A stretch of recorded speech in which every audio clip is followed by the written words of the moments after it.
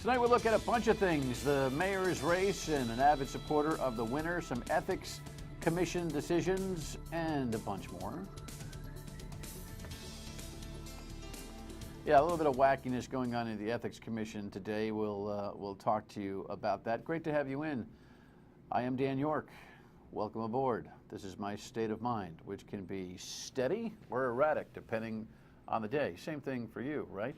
Let's dig into the rundown right away because we got a lot to cover and a lot to talk to Phil West about. He is my guest this evening, the author of a brand new book. You know, there's always Facebook. If the networks say, sorry, Mr. President, this is an awful story. There's too many of these random acts of violence that occur at our schools, but it gives me pause about what happens here in Rhode Island.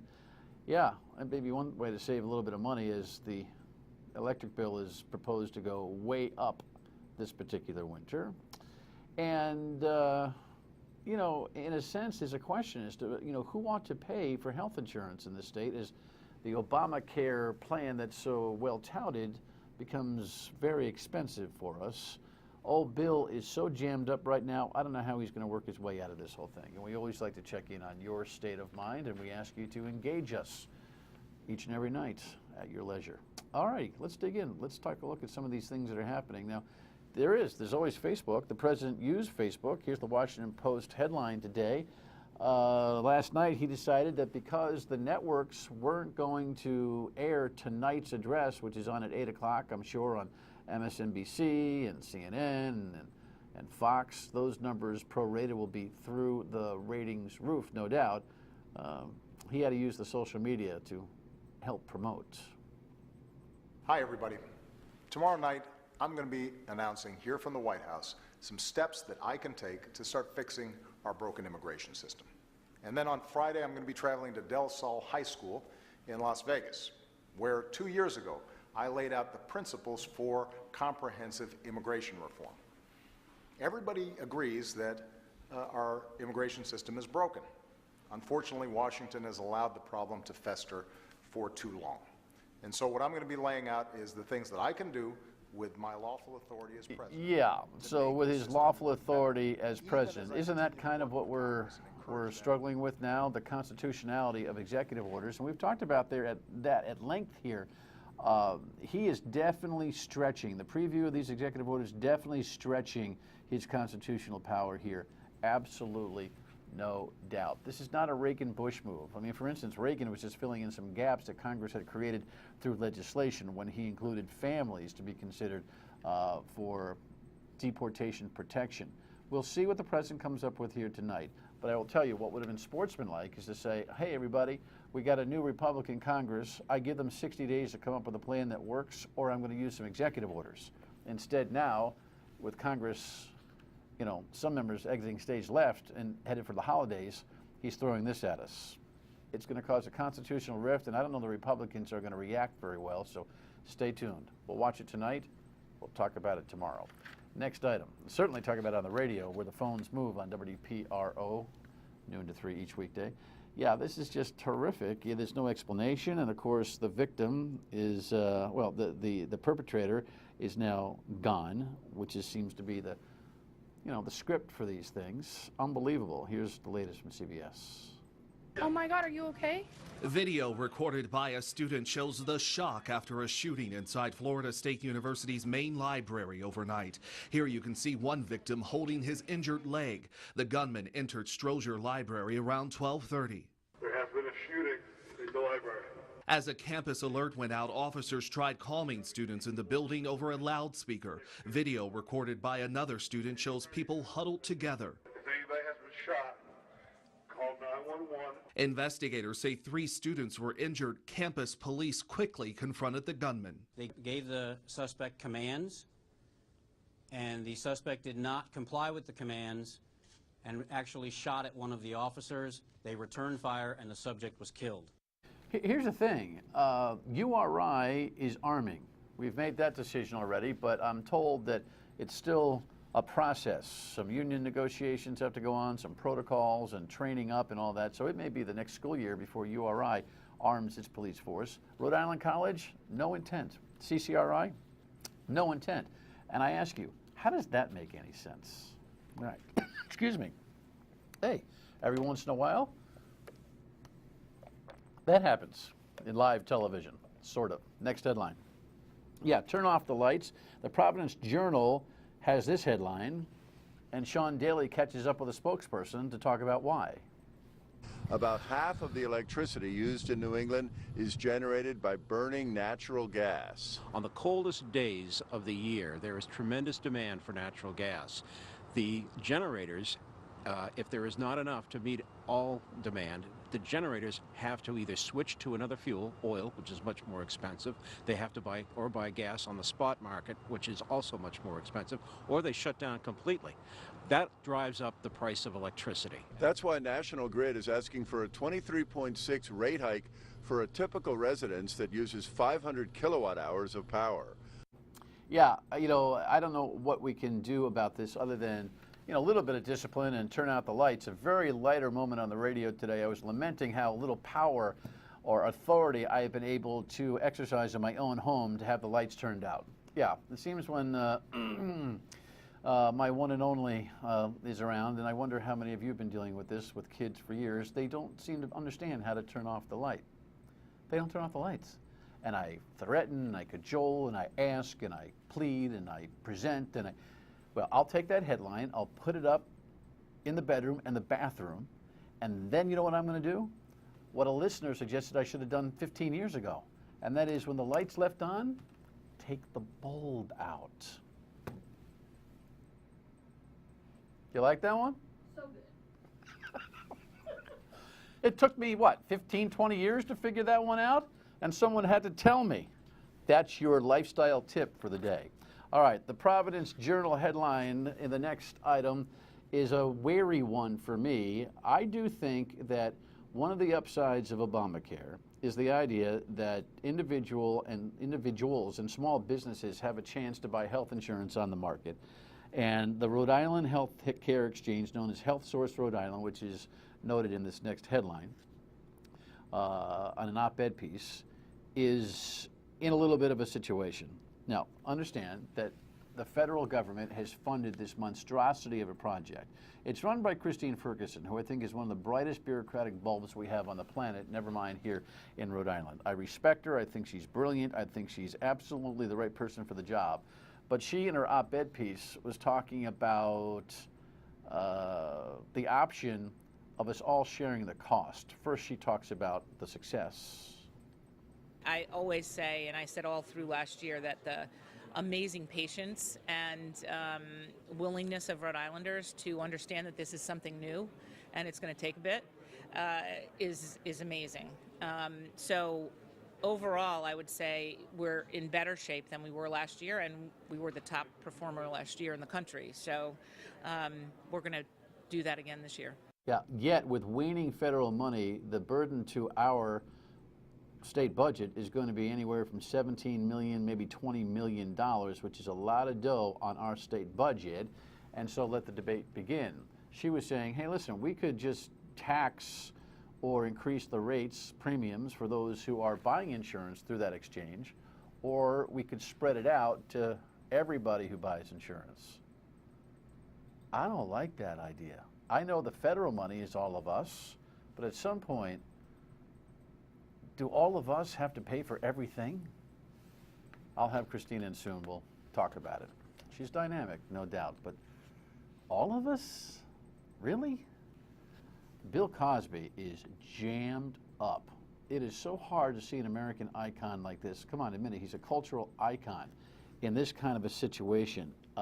You know the story, right? He's got, you know, women from all over Kingdom Come that were reportedly going to join a lawsuit before it was settled by one complainant who said he raped her. And, well, we've got the latest on this and one of his attempts to kind of quell the story.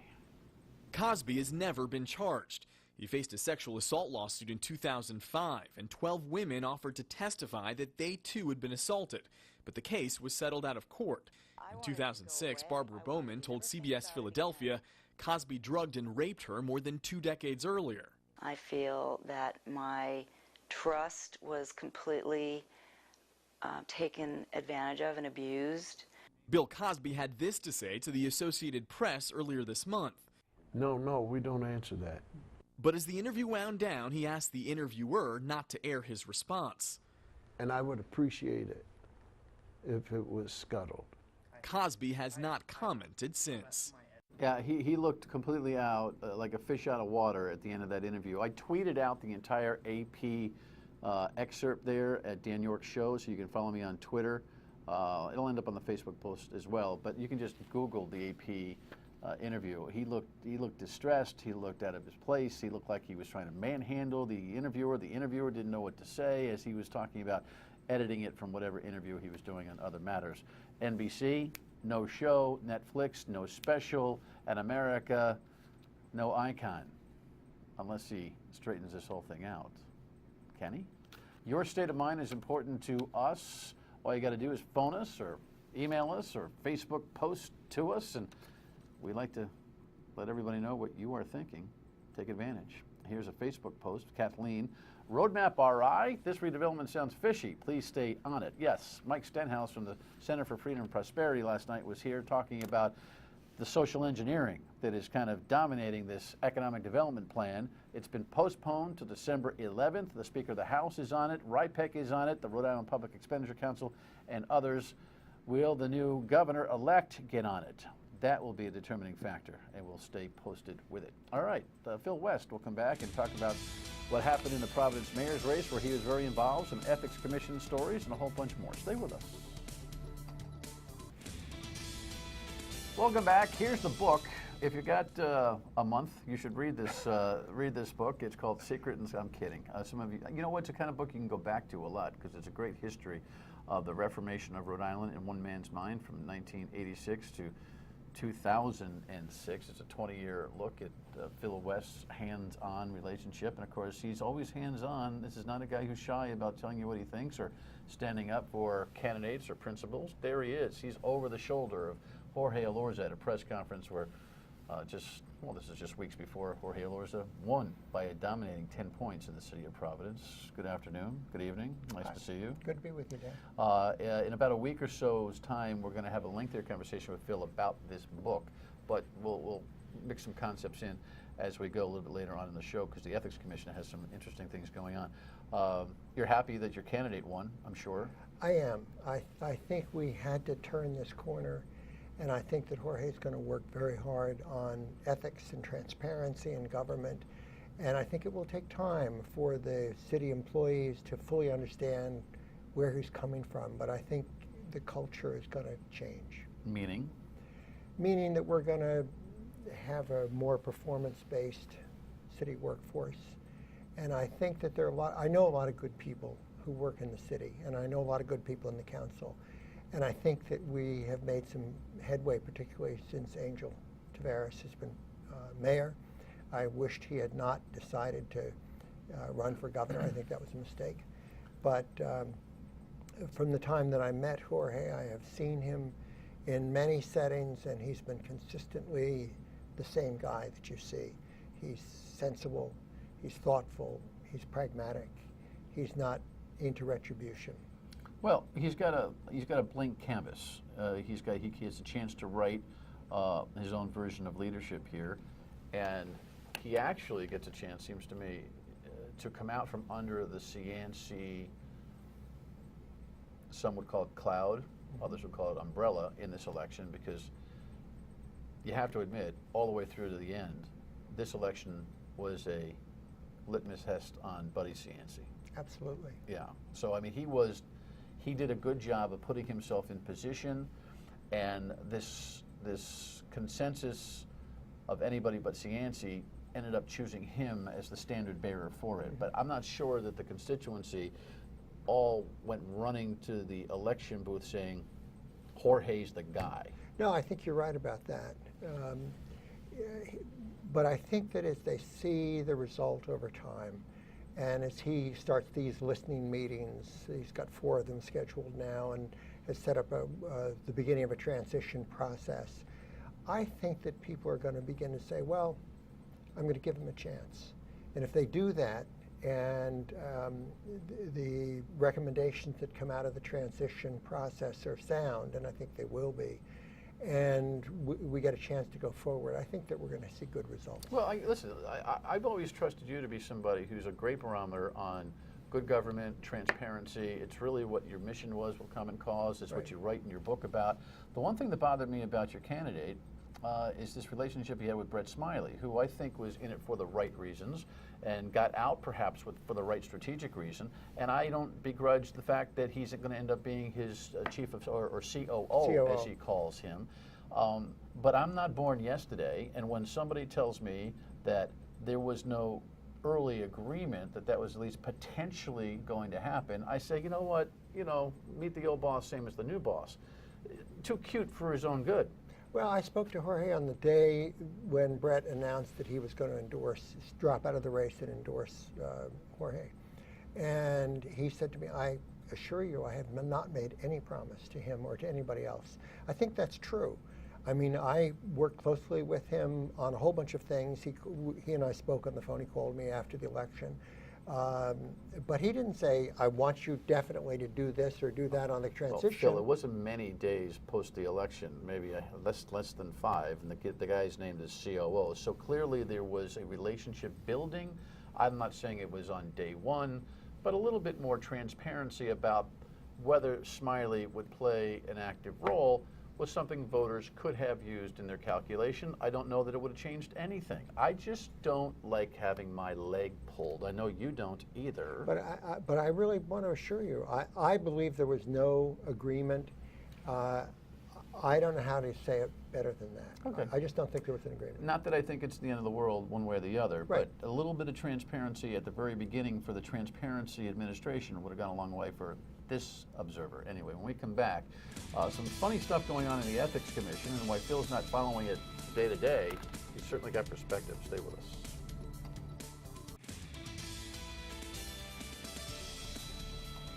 So there's the good mayor of Woonsocket dealing with Jim Hummel. The Hummel Report originally broke this story of her son being hired as part of a baseball team. Hey, what do you guys think? You want to work for the DPW this summer? Type of deal. It was not advertised. Oh my goodness, what a mess. Here's the headline on that one. Lisa Baldelli Hunt, couldn't figure out what nepotism was.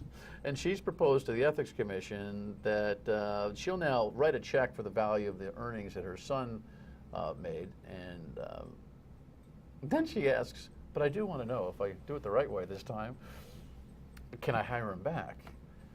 You've been watching the ethics. You may not want to speak specifically to this, but you've been watching the Ethics Commission as part of your deal forever. I mean, how many days did we see each other downtown, as we were following story after story? There's still like this kind of like duh factor, isn't there? Well, and the notion that once a complaint has been filed, the commission can just back off from the investigative process. It's crazy. Meaning? Well, if there's a complaint against her regarding nepotism, right, that's a clear violation of the code. Could be a fine of up to $5,000. Right there. Right. And who knows what she's going to do. But I mean, I can't understand why she did it in the first place. Well, that's the thing. That's the thing. And as part of your writings, I'm sure you've reflected on a bunch of bonehead decisions that public officials have made. It is beyond me that you could be in a situation where a mayor wouldn't even understand that you can't do that. You must advertise jobs before you hire people. You can't hire your son. You can't hire your nephew, even though it's really your husband's nephew. Since when do you call your lovely wife's family your wife's family? No, they're your niece. It's amazing to me. Her foibles aside, do you think the acumen of ethics has gotten any better here in the States? Oh, I think it has. I think a lot of people understand that they have a responsibility to go to the Ethics Commission and say, this is the situation, this is my position, this is the person I want to do such and such about, and to get an advisory opinion. I mean, you've sat through some of those. They're pretty boring, but they're important, and people have to get that advice, especially in a small state. I don't know. I know you worked hard on this for a long time, so it would be difficult for you to say, no, they still don't get it. I think you're right. I think there's a little bit more habit. But the Ethics Commission's been stripped. And at a later date, in a week or two, you're going to come back and we're going to talk about the history of that. Right. We need a real reinvestment in the power of that body, don't we? That's right. We do. We've got some very good people there. I don't know the current commissioners, but I know that the staff has seasoned together. Kent Williver's been a terrific director, brought the commission back after the meltdown. So I think we're in a much better place in terms of the institution doing its work in a way that many public officials understand and respect, but not all. All right. Moral of the story is you can't hire your family. Right. But when I came here, Dan, the law said you could not hire your spouse if not estranged or your dependent child, and that's all it said in terms of nepotism. And it was a bear of a battle to expand that to the current list, which is pretty broad, including live-in lovers. Right. We will. Right. We will talk more about that in an episode to come here the next week or two. I will let you know when that episode will occur, so I'll continue that conversation with Phil at that time. Always good to see you. Thank you. Thank you. One more thing and we come back. Stay with me. Welcome back in. One more thing. A couple of names from the past are going to join us next week, including Ken Block, who's not really a name from the past, but he's going to join us on Monday. He's been talking about some good government stuff, and he's come out of the woodwork and licked his wounds. And so for those of you who followed him during the governor's race, at least the primary, make a note of that. Tomorrow night, Steve Smith and the Nakeds will join us because it's Friday night and we got to relax a little bit. Steve is very excited because his new theme song, or actually he wrote one of the theme songs for Dumb and Dumber 2. The Farrelly brothers said, hey, we're going to go get some Rhode Island talent and make that happen. So that's kind of fun and exciting. The president does speak tonight, stretching constitutional authority, no doubt. We'll talk about it on the radio at noon tomorrow on WPRO and take your phone calls and mention something about it tomorrow, and we reconvene at 7:30. Good night.